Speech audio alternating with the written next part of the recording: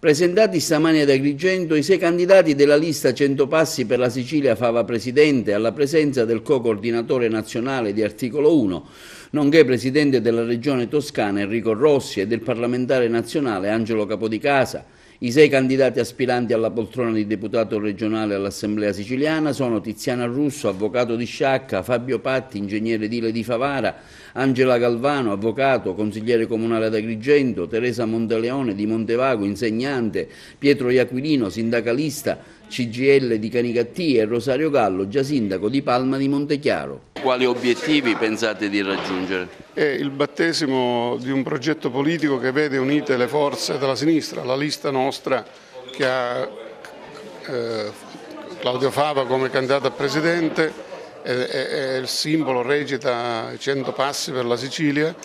È una lista dove confluiscono tante forze che provengono da varie esperienze della sinistra siciliana e per questo motivo noi la riteniamo non solo una competizione per rinnovare il Presidente della Regione e anche l'Assemblea regionale siciliana, ma è direi quasi un passo fondativo di un progetto politico, di un nuovo soggetto politico della sinistra che sia più vicina, diciamo, al mondo del lavoro. Noi lavoriamo per una forza politica che abbia il lavoro come tema centrale del proprio impegno politico, che si occupi di contrastare la crescita della povertà, che lotti le disuguaglianze, cioè un soggetto politico nuovo nel panorama politico italiano. Pensate di superare lo sbarramento del 5%?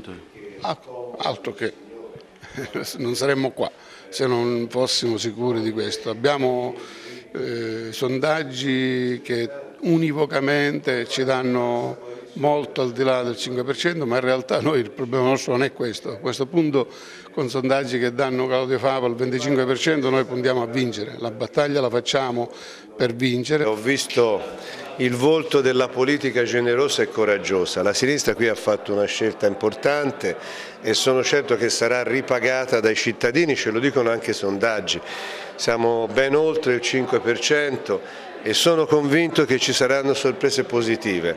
La gente cerca qualcosa di nuovo, noi siamo la novità, una novità che ha il cuore antico, il cuore delle lotte per il lavoro, il cuore delle lotte per chi sta nella società con difficoltà, con sofferenza, ma anche la voglia di rappresentare ceti produttivi.